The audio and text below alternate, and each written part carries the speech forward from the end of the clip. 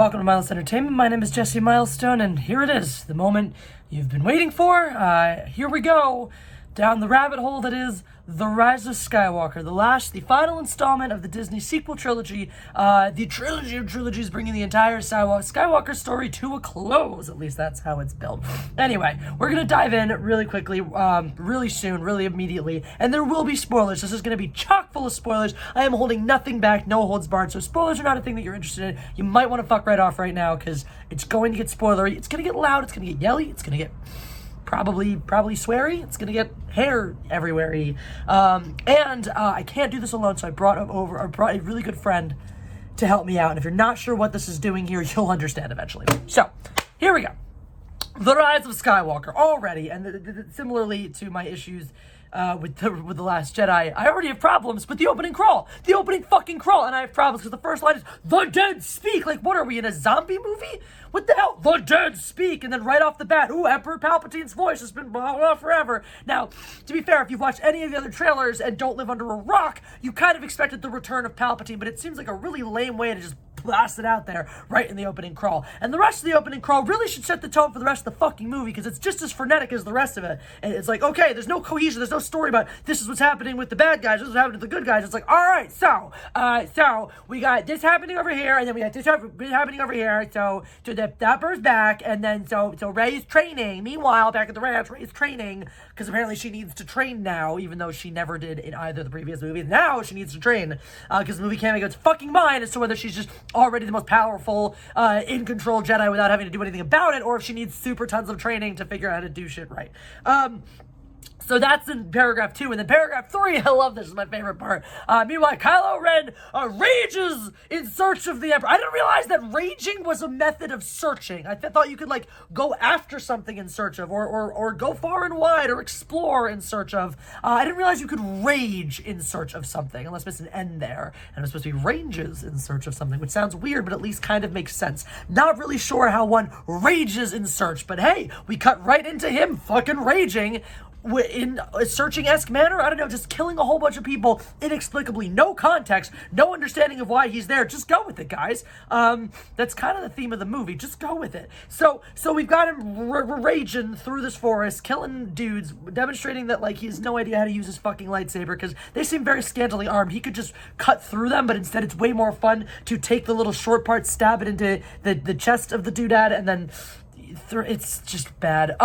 So he does this, and then gets the Wayfinder, which is very important. I think they reference that maybe in the opening crawl too. Very aptly named Wayfinder. It helps you find your way. In this case, to X-Seagull, as I like to call it. If you ask Madam Kelly, my friend, that's Icicle. So whatever this planet is that Palpatine lives on, X-Seagull is what we're going with. So he wants to go to X-Seagull to find Palpy. He goes, he finds him. Palpatine is now this weird, like, Dementor-esque zombie attached to life support, which is just bizarre and completely unexplained. Does he explain how he survived? No, just the dark side is powerful and mysterious. It can cheat death. Cool, bro. You got blown, you got electrocuted, thrown down a shaft where we watched you blow up, and then the ship you were on also got blown up. So, and yet somehow your body survived very intact, except for a couple of decrepit fingers falling off. Explain this one to me, because I'm really having trouble with it. Like, if your spirit is inhabiting a new body, wouldn't you have made a better fucking body? If this is the body that you died with at the end of Return of the Jedi, then how is it in this good condition? So that's happening, and he's all like, "Oh, Kylo Ren, you must kill this chick because she's not nobody. Ha ha ha. Who is she? I don't know. I'm not telling." But obviously he tells her, he tells him because, dramatic cutaway. Oh my God, let's dramatically cut to Finn and Poe doing stuff. I think we jump right into this. I can't remember if it's the beginning of the scene or the end of it. I think it's the beginning of the scene where, I don't know, I can't remember if they're being chased by the TIE fighters immediately, or if they're playing, what's that game? I always forget the name of the game, with Chewie, and doing their whole banter about making us once again question what the hell Rian Johnson was thinking, because in spite of the subpar writing and development in this entire film, what Abrams unequivocally demonstrates is that the only two characters with any real chemistry in this entire movie are Finn and Poe. And so the one service he does is to actually put those two together as much as humanly possible, which makes all the rest of the suffering just slightly more palatable. So we've got a spy now out of fucking nowhere, because I guess we need to throw the resistance a bone after they've been completely and fucking total and utterly blown to smithereens at the end of The Last Jedi. But there's a spy who's helping them out and giving them an important message. So they get the message, and TIE fighters chase them. Exciting chase scene ensues. Oh my god, let's be so excited by their amazing skills. And this scene in and of itself is not really a problem until we get to the end of it, when Poe starts light speed skipping just by punching the lever and unpunching, punch and unpunch, punch and unpunch. Because apparently, when it comes to flying through hyperspace, that was easy. I remember a great quote by a great pilot once upon a time who said, jumping through hyperspace ain't like dusting crops, boy. You have to make a bunch of really mathematical calculations to make sure you don't end up, in the center of a moon. And yet, no, he can just punch on, punch off, and not just like in parts of space, but he's threading very narrowly between obstacles, making absolutely no extra calculations to get there. But that's all fine and good, and they're going to float back to we're just going to call it Yavin 4, because we never find out where this base is now, so it's just Yavin 4. Maybe they said it in the crawl and I just didn't care, but it's Yavin 4, let's be real, guys. So they fly up to Yavin. Meanwhile, back at the ranch, Rey is training, because Leia is training Rey because she is a Jedi Master now. Like, when did she ever get any, did she ever get any Jedi training ever? Do we remember this at any point in the other two movies? Any depiction or even mention that Leia has been trained in the Force? No, just go with it, guys. Just go with it. So Leia's just like super trained in the Force now and can train Rey, who's sitting with rocks, because lifting rocks, as we all know, is the only goddamn thing Rey is good at, and just sitting there floating in this little circle of rocks going, be with me, be with me. And we have no fucking clue what she's talking about until the end of the scene. She's trying to, hearken the ancestors of the Jedi, because apparently the only thing Leia can teach her how to do is talk to people who can teach her real things. I don't know. And it's just so ridiculously silly that I laughed out loud right there in the theater. That was not the last time I did that. And then she's gonna go run her little training course, derpa, which is like, okay, whatever. And clearly still sucks with a lightsaber, because she can use her staff to kill the little training doodad, but she totally can't do it with the lightsaber, which is hilarious to me, because we've already seen her be way unnecessarily good with the lightsaber. I do this in quotations because nobody actually knows how to handle a fucking sword-like object at all in these movies.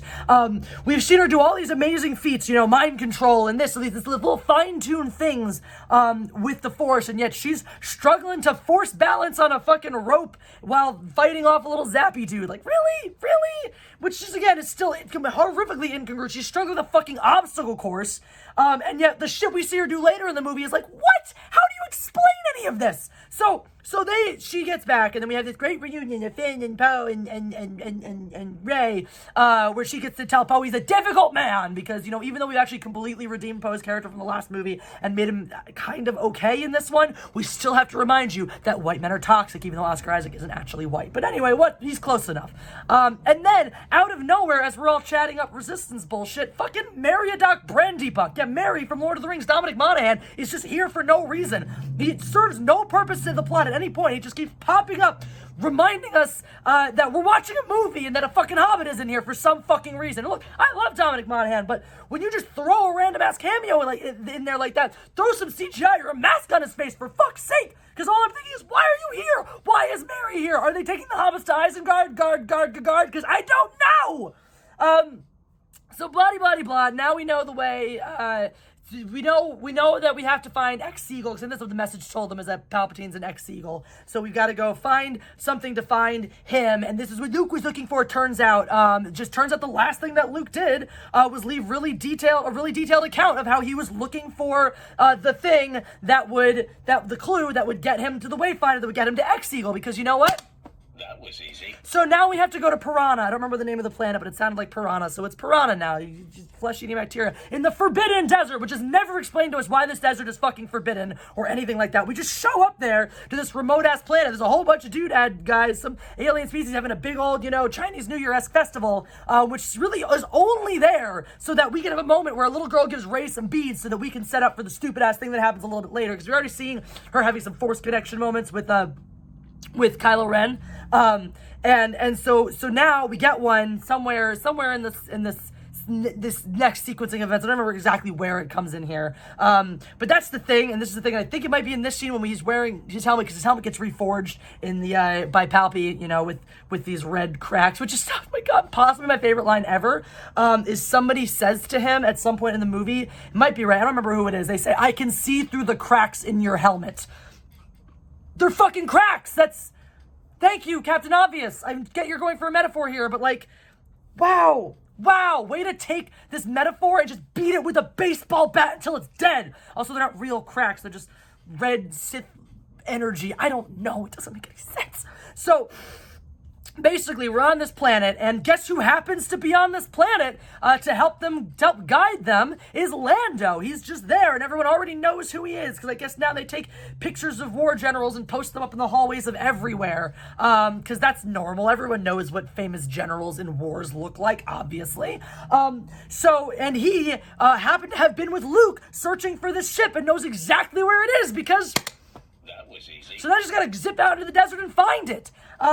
But we've got stormtroopers on them, which they found them because I think we had our Force Vision moment where she connects with Kylo Ren. I can't remember if this was the one or another one, but there's some moment where Kylo Ren takes off his helmet and his hair is fucking perfect. And I don't understand how that is, because if a hat thinks about my head for too long, my hair is just done for the day. It's just over. This, goodbye. So I don't know if this is a Sith power, just having perfect hair forever. A really weird show that was on Adult Swim once, by the way. I think it was Adult Swim anyway. Look up Perfect Hair Forever. There's a really annoying hot dog in it. Anyway, you just if that's the case though, if being a Sith gives you perfect hair all of the time, then sign me up for the dark side. But anyway, now all of a sudden you could reach out to her and rip this necklace off her through the Force. So this is the only reason we have this festival, is so she can get this necklace, so he can tear it off her through the Force, because now they got this little Force portal where they can just pass back little love letters and shit like that. And because, let's analyze this necklace and find out that they're on Piranha.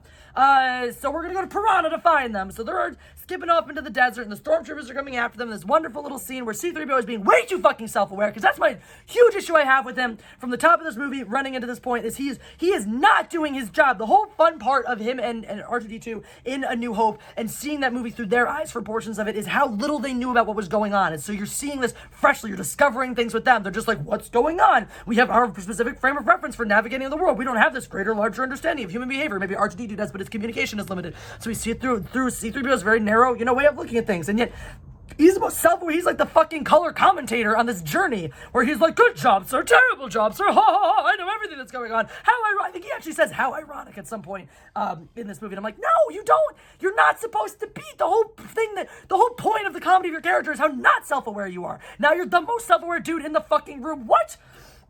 So they can fly now. They can fly. Stupidest, one of the more stupid lines in this movie. We find the ship because we get catapulted conveniently. We are catapulted to right next to the ship, but we land in weird quicksand that doesn't start sucking us down until after we've successfully dispatched the rest of the stormtroopers, and have this little moment where Finn's like, Ray, I gotta tell you something, and then it doesn't. Hilarity ensues. And then, like Devil's Snare in Harry Potter, we just gently sink down below, which, by the way, this whole movie at this point, if this is sounding like some crazy wild goose chase a la Indiana Jones, you're not wrong. And in fact, my friend Kelly leans over to me at the beginning of the movie, the first time we see what Poe is wearing top to bottom, and goes, why is he dressed like Indiana Jones? I don't fucking know, because apparently that's the kind of movie we're having. We're just gonna go in search of relics in the desert, because that's, oh god. Anyway, so very Harry Potter's Devil's Snare moment where we just relax and drop through into the hole below, and just turns out that's what happened to this guy that we're looking for, who has the thing, and oh my god, here's his ship, and here's his bones, and here's that dagger we were looking for, because That was easy. literally just fell on top of it. But oh my god, there's a snake. And this is the thing that bothers me, because I'm pretty sure, now he's probably too busy being disgusted, but I'm pretty sure when it pops up behind them, one of them, maybe 3PO, goes, serpent! Which is like, that's another just a weird little thing that bugs me, because it takes me out of the fucking movie. Because the whole thing is like, we have all these weird animals and creatures in Star Wars. We never refer to them by anything that sounds like, the closest thing you have to something that sounds, like a real animal's womp rat, because there's the word rat in it. But like, Bantha, the other animals, his names I'm forgetting right now, it just doesn't, we don't have it's not Minox, like what the fuck? So now all of a sudden, just a serpent, because we totally have the normal same animal classifications that you have on Earth in this fucking galaxy far, far away.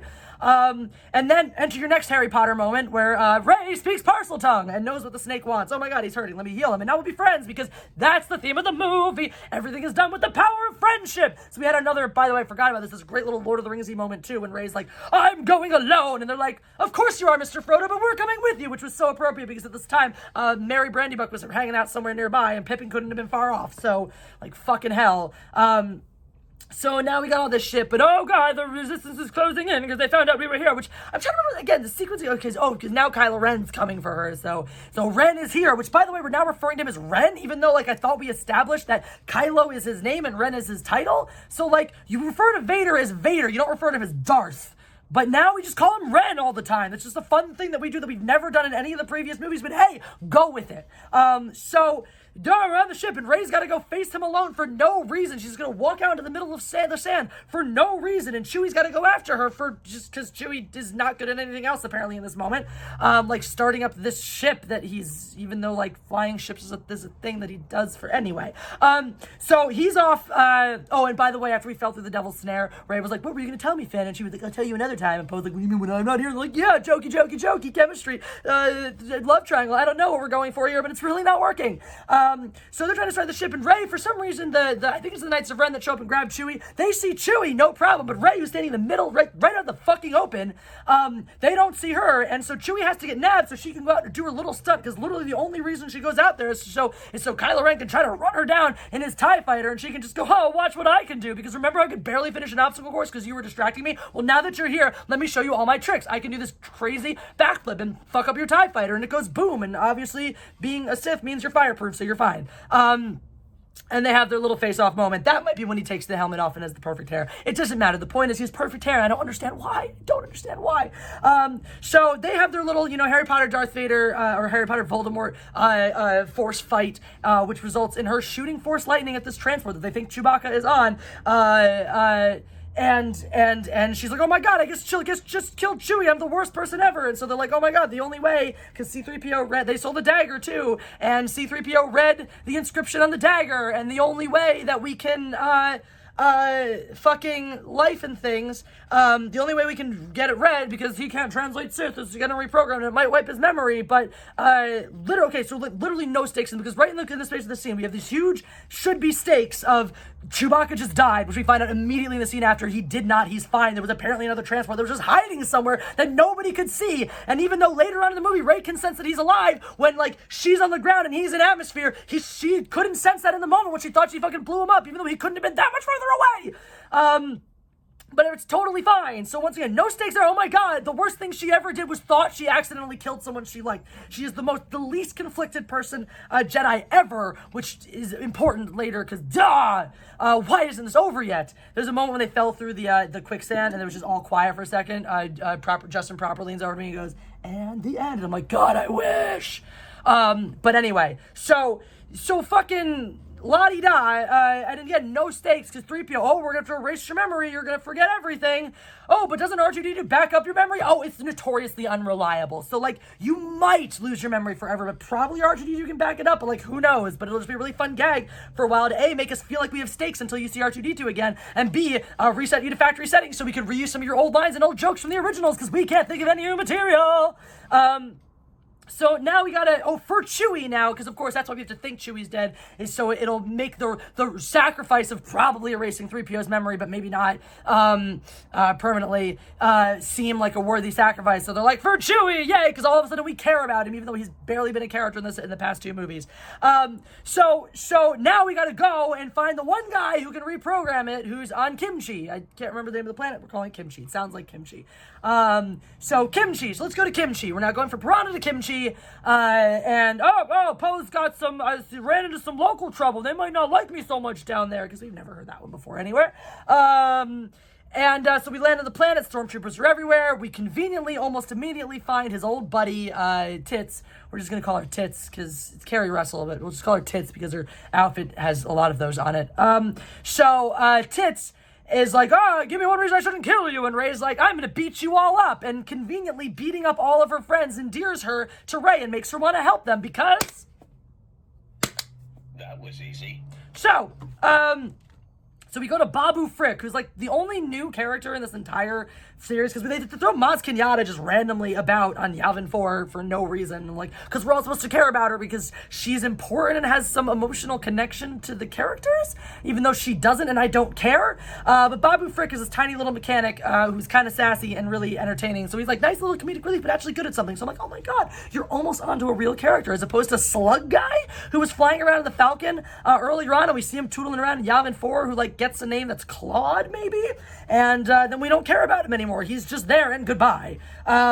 So Babu Frick does his little thingy that he needs to do. Oh my god, but the Emperor's closing in on them because I don't remember how they fucking found them. Who cares? It's all dumb. But they're closing in now, and they're like, we need to get on the show, and there's, oh my god, Chewie's alive, so now we need to get on the Star Destroyer to save Chewbacca, because that's a normal thing, and it just happens that Tits has this magical coin that can get you onto anything, anywhere, no questions asked, kind of like the letters of transport from Casablanca. But I'm not gonna give anybody credit enough to think they've actually seen classic cinema to rip it off. I think it's just a dumb little plot device, because apparently, like, no, nobody recognizes the ship that they stole. They just get the input from the commander code, because Tits is now suddenly, in spite of 5 seconds ago, wanting Poe to run away with her, so she hates him. Now she wants him to run away with her, but she won't kiss him, but she will give him this magical coin that will get them access onto the ship. But of course, as soon as they get on the ship, they're like, oh, you're not supposed to be here, bang, bang, so, intruder alert, and so we get to my favorite is we get to the prison cells, and like, take out the cameras, and they shoot at like 2, maybe 3, and I'm like, wow, there are way fewer cameras monitoring the prison cells on this Star Destroyer than there were on the Death Star back in the day, but whatever. And she's got to go. I can't remember why Rey's got to fuck off. Like, they're trying to get the dagger for some reason, even though we just established that 3PO knows everything that they need to know about it, and maybe there was some indication they didn't need the dagger, whatever, they kind of do. So she goes and gets like Chewie shit in the dagger, and is just tootling around up there and having another little Force vision moment with Kylo Ren, who's down on the planet looking for her, and they have this cute little hack and smash lightsaber fight, which, oh my god, the lightsaber fights in this movie, okay. So the fact that 2 lightsabers actually cross in this film does not really make me much happier, because I swear there's no actual choreography. I'm pretty sure they just told them to wave their hands around back and forth at each other, and they're like, we'll fix it in post, because there's no rhyme or reason to it. There's no finesse. There's no choreography. Fuck's sake. Just to make me feel better about that, I watched The Phantom Menace last night after my live stream. Yeah, think about that one. To make myself feel better over a crappy Star Wars movie, I watched The Phantom Menace. And everything that Qui-Gon and Obi-Wan do with their lightsabers, they do with finesse and delicacy and planning and purpose. None of this fucking waving it around shit. And I believe in the course of this fight is the one where I'm like, how is Kylo Ren not accidentally chopped off his own arm or stabbed himself with that stupid crossguard yet? Because it makes no fucking sense. So, somewhere in the course of this scene, they're force fighting, and because that's a thing we can do now, we can just fight through the force, because who needs to be in the same place?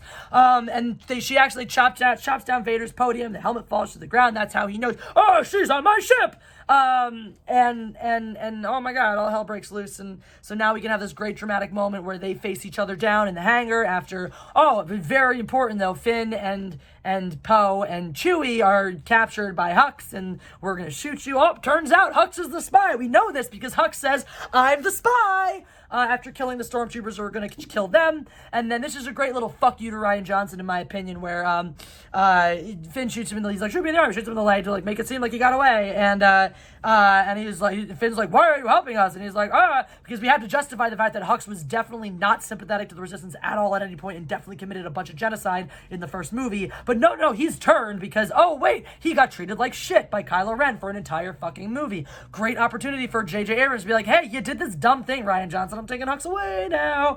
And he just gets shot in the chest by the general, by the admiral or whoever, who isn't Grand Moff maybe, who totally is not fooled by this ruse 5 seconds later. So yeah, here's the spy. So we're taking the ship, we're taking off. We got the Falcon back now, because that's important. And Rey has her little face down with Kylo Ren, who's like, oh, guess what? Palpatine's your granddad.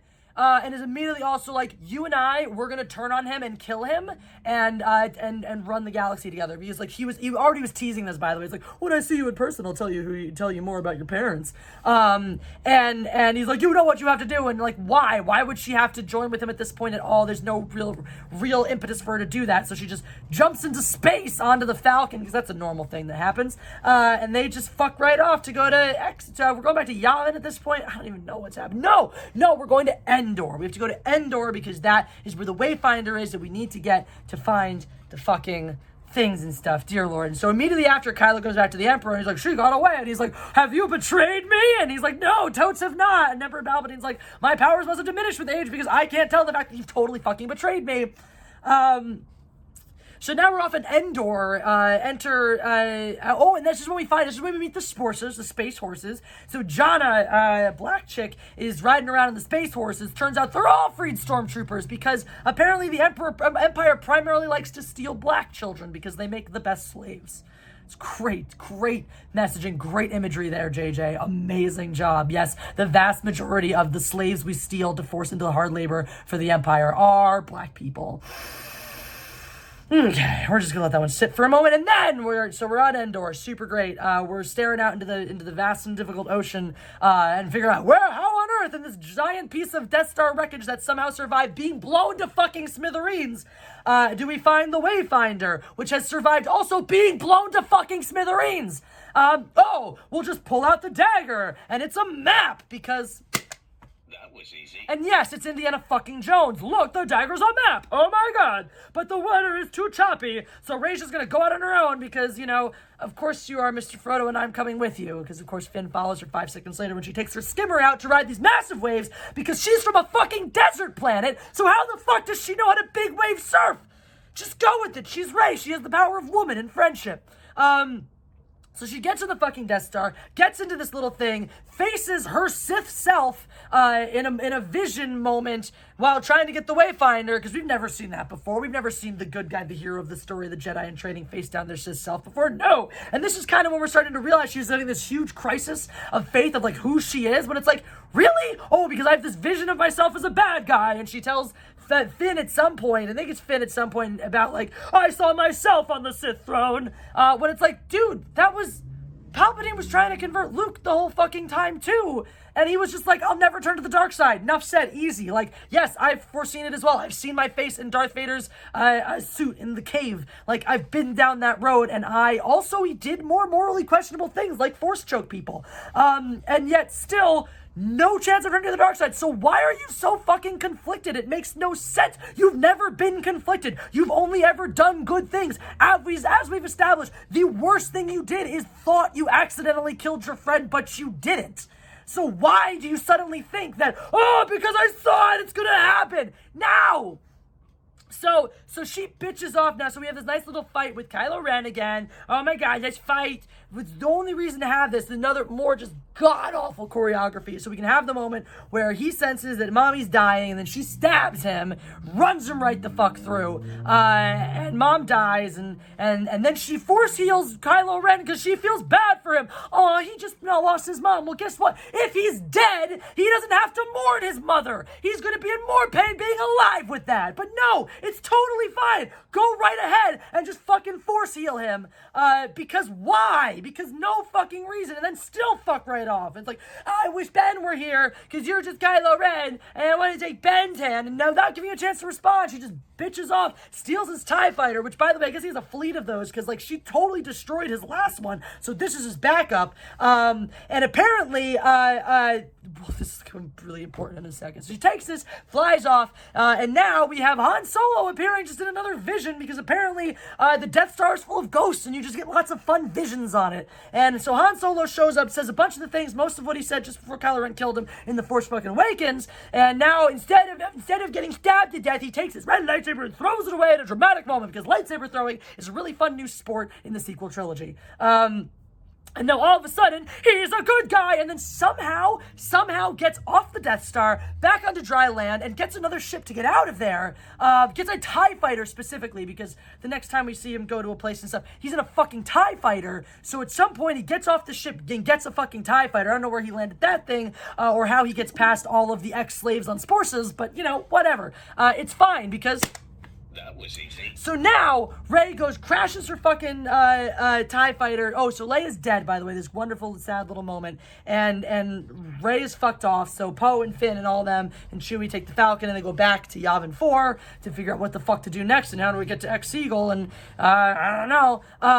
Because Rey's in the wind and go deal with this, which is probably the only moment where I actually kind of felt something this entire fucking movie, is when Chewie finds out Leia's dead and actually has this deep, intense moment of mourning. And you're like, well, that actually makes sense. God, a character that knew her and swore to protect her was there to protect her under, as Hans requested in the original fucking trilogy, has lost this very dear person, basically a family member to him, and is mourning that loss. That makes fucking sense. And then Lando gives Poe a pep talk about the power of friendship, and Rey's goes to Ahch-To because it's in the middle of fucking nowhere, so we have to see Porgs again. Fuck you, J.J. Abrams. I don't want this. And so Rey's torching this TIE fighter so she can never leave, and oh my god. And so she goes to throw her lightsaber into the wreckage because she's done being a Jedi, and Force Ghost Luke catches it. Cute. And this is my favorite fuck you to Rian Johnson. My absolute favorite fuck you to Rian Johnson is he says something to the effect of a lightsaber should not be treated in such a manner. Fuck you. Double fingers up the asshole without lube. That's right, Rian Johnson. Some of us understand the respect and dignity afforded to Luke Skywalker's fucking lightsaber. Clearly you don't. So Force Ghost Luke, whose hair apparently grew after death, gives her this whole pep talk about how the thing she needed was here all along, because apparently Kylo Ren kept his Wayfinder in his backup TIE fighter. Oh, because that was the other thing too, which is the whole thing, is like, she has had this vision about seeing herself on the throne beforehand, and yet still goes to the Wayfinder and then goes, maybe I shouldn't go directly to Emperor Palpatine. Maybe I should fuck off instead.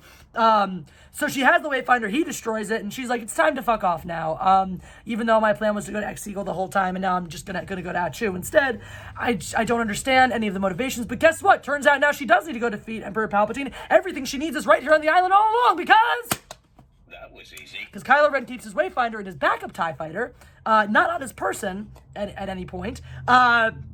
So now she's got the Wayfinder, which has survived being torched, and she's got the X-Wing because Force Ghost Luke lifts the X-Wing out of the ocean. Because hooray, he finally lifts an X-Wing. Oh my god, after all the ridiculously unnecessarily overpowered feats that Rey has taken in the course of this entire fucking movie, I don't care anymore. It's not even impressive. I don't need this little memory for me, this little moment of like, look, Luke did the thing, care about this, you're welcome. No, I'm not happy about this. So she takes that X-Wing, fucks off to go to X-Eagle, and now she's sending coordinates so that the whole rebellion can go get there, because...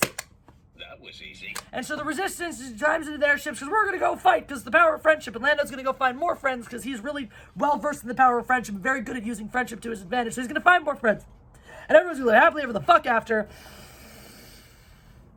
So now we get to the massive fleet of Star Destroyers, but it's okay, because even though there's a ridiculous... Also, we see a Star Destroyer destroy Kimchi, and so Poe's really sad because Tits probably died, like, shortly thereafter, her giving him the coin, which I guess is great, because she doesn't need it anymore for passage to the Outer Colonies, because she's dead, or is she, blah, blah, blah, blah, blah.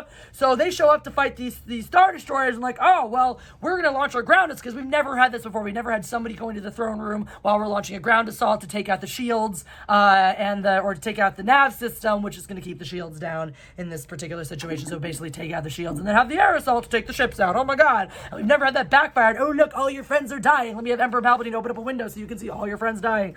Because of course Rey gets to Palpy, and Palpy's like, I'm your granddad, I want you to strike me down. Here's your conundrum. I actually want you to strike me down, because if you do, become my Horcrux, and all the Sith transfer to you, because that makes sense. And he's in this weird little throne room with like 50,000 shadow dudes. Like, where did he get a fucking stadium of followers all of a sudden? Where did they come from? Previously, all we saw were a handful of these guys and his little, monkey-faced mechanic. But or welder or whatever, that sounds like an ice cream truck. That sounds much more fun than what I'm doing in here. So that's all happening down yonder, and they're trying to fight. So we're gonna take out this nav thing. But they see it coming and deactivate it. So the whole point, the whole thing, and this makes no fucking sense to me, is that they have this thing on the ground that they need to use to basically triangulate so they can navigate out of the planet's atmosphere, because the ships themselves aren't designed to navigate in atmosphere, and they don't know which way's up without it. So we're going to destroy that, and we'll keep it in the atmosphere, and then we can shoot them down, right? Except they see it coming, and it turns out the command ship also has one of these navigation towers, which doesn't make any fucking sense, because the entire point is it has to be in the goddamn ground in order for it to work. But it's sitting on the goddamn ship. So, it's just up there now. Okay, so let's change the ground assault. The only fucking ostensible reason I can see why we would do this is so we can move the ground assault on top of a Star Destroyer and have this really dramatic scene of forces charging down the Star Destroyer. This is shortly after Poe giving his very Aragorn end of days speech, and now we have this end of days charge. And I'm sorry, you lack the gravitas of all of the above, and why are there forces on a spaceship? It just doesn't make any sense. So they deactivate that nav tower, but oh no, they can get it back online. So now Finn is going to sacrifice. It's like, why are we doing this again? Where once again, Finn's like, I'm going to sacrifice myself. And Rose is like, wait, why? But of course he's not, because there were no stakes in this movie. Did I mention that 3PO gets his memory rebooted by R2-D2 almost immediately upon returning to Yavin 4? And so we have a little bit of comedic relief in which 3PO actually acts like old 3PO, because they literally just reused and recycled lines from the old movies. You don't get credit for that, JJ.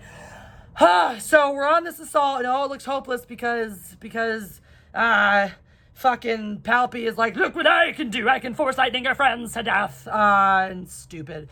Because he's all like, look, you have a choice. You can kill me or I will kill all your friends. And that's it. I either kill all your friends or you kill me and become a Sith Lord. Because, that totally makes sense. Because if I kill you, I become a Sith Lord. That's definitely how becoming a Sith works. I'm obliged to take your place. No, you get to if you want to. Since when does all of his Sith energy transfer into her? And once again, who are his 50,000 fucking disciples? Because he's like, you will be the leader of all the Sith. There are two Sith at any given time. These are not all Sith in here. That doesn't make any fucking sense.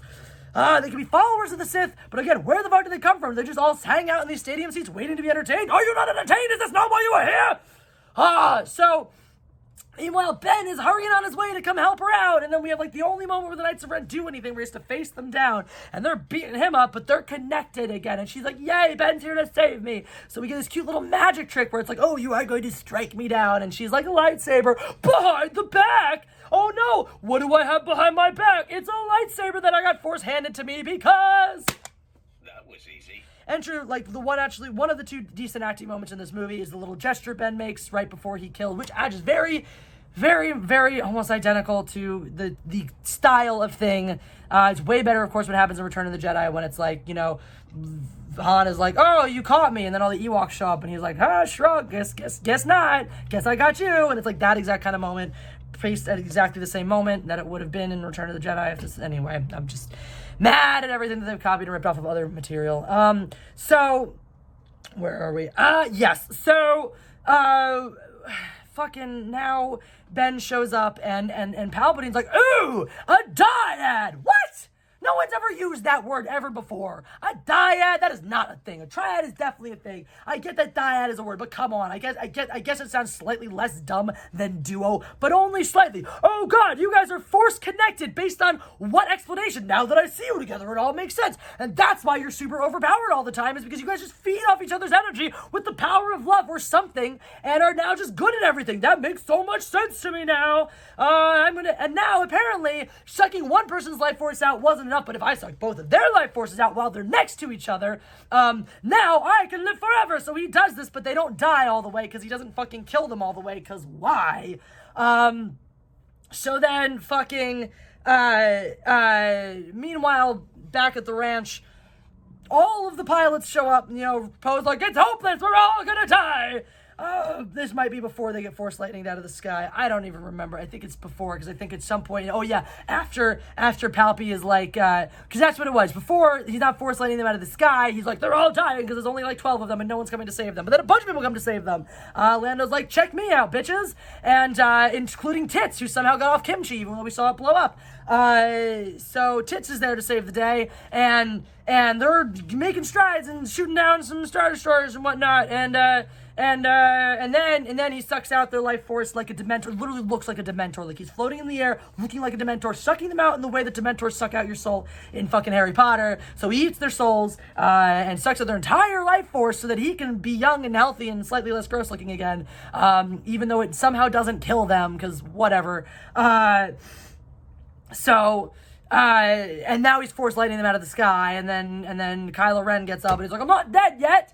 Enter the greatest line, possibly the worst line in this entire movie. Like I have fallen, so like I once fell, now so shall you fall, Skywalker. But the movie's called Rise of Skywalker. He can't fall. Throws him down a hole. Who gives a fuck? We know he's gonna climb out of it because the movie's called Rise of Skywalker, so he needs to literally rise out of a fucking hole.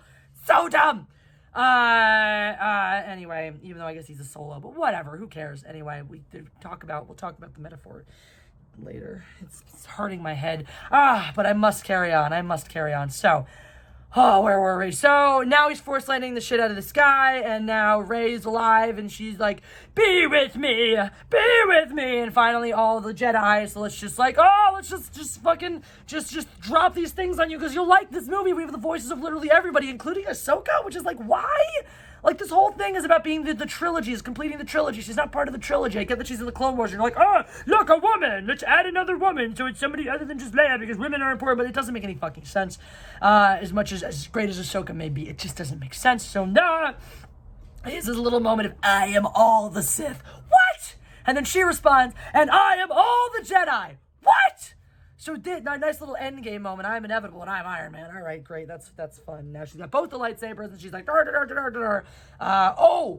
was an important thing. That was a really important thing that we had a very important flashback on Achu when Luke was like, here's Leia's lightsaber. I trained her, and let's flashback and use this great CGI to get Luke's young face and terrible CGI to make young Leia look like a generic woman. Because then now you know that she was trained by me and it's fine. But like, oh god. So that's how she had the extra lightsaber. It's like, bang, now you get a blue lightsaber too! So we can be blue together, because blue is for good guys. So she zaps Palpatine, and who turns into dust again. It's never explained how he came back, really. And of course, the fact that he did come back and now he's doing literally the same thing he used to over again with his final order, which is like, let's skip right from first to final there. First order to final order. That's amazing. How did that even happen? It's like we skipped 3, 4, and 5. And 2, don't forget 2. But it's like, why was this? If this was your plan all along, like, if you were so great at all this shit, why the whole obsession with Luke and the dying back? Like, it doesn't make any sense. None of it makes sense, and it completely erases all of what Luke did in the original trilogy. It completely nullifies Vader's sacrifice. It's completely fucking asinine. But anyway, so Kylo Ren comes out of the pit. Because Rey kills Palpy, and that apparently kills her. I don't know, she's just not that strong, I guess. And then Kylo climbs out of the pit, and we have, again, probably the actual best acting moment in this movie, where you see his face over her shoulder, and there's a genuine moment of humanity and compassion there. You're like, oh my god, I forgot Adam Driver can totally act. Like, when he actually has real material to work with. And then uses the power of love to bring Rey back to life, which doesn't kill him immediately, inexplicably, but it does in a minute. But they get to have the Romeo and Juliet moment first. And at which point, because again, like, all this fucking healing shit, it's just like not a thing, just out of fucking nowhere. And because it's bullshit stuff where it's like things like Leia being trained like a Jedi, or force healing as a power, are stuff that we've maybe explored in other material in the EU. You don't get to erase the EU, say none of this shit matters, but then lift those ideas and be like, the fans will be fine with it because they kind of know this is a thing, right? No, you fucking functionally told us it wasn't a thing, so you have to reintroduce any of the concepts you want us to know. If you write a series of movies, all the information we need to know to understand those movies should be in the fucking movies. But never mind, because this is the part I laughed so loud, because the way the scene is shot, she's like, I'm alive again, and he's like, I'm definitely not alive anymore, and then we just cut out to a wide shot, and he just flops over backwards, and I fucking lost it. I totally cracked up. I'm sure everyone in that theater hated me, and I don't give a shit. And hooray! So, she threw the ring into the fires of Mordor, and everyone gets to go home now because there's no more force lightning in the sky, so we can just take out those Star Destroyers like that, and then everyone lives happily ever after. We get a big thruple hug. It's Kelly's word, not mine. Thruple, I don't know, whatever.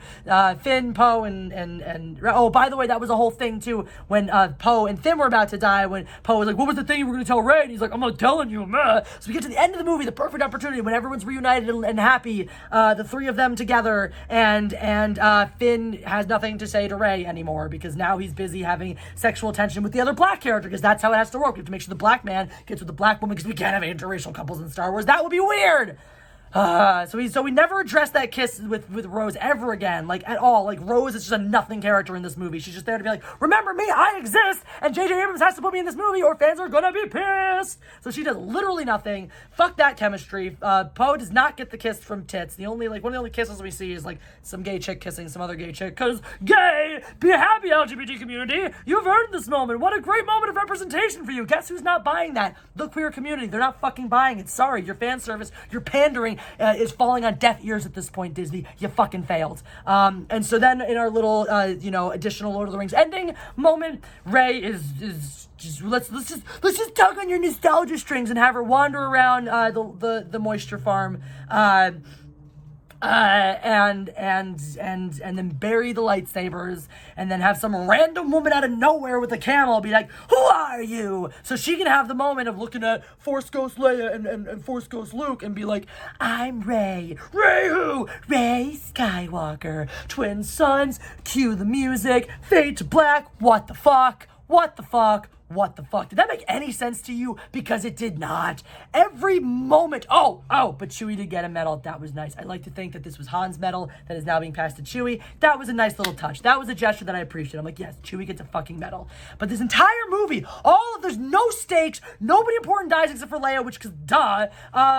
Nothing really truly atrocious happens to any of the people involved. They just kind of skirt along. Oh my God, how are we going to overcome this obstacle? How are we going to find this thing? We're just going to literally trip, fall in a hole, and the answer is there because it's the whole fucking movie. So this dyad business, this idiotic thing where it's like, oh, I get it. You two have some sort of an unexplained connection that we've never fucking explained. Oh, I almost totally forgot.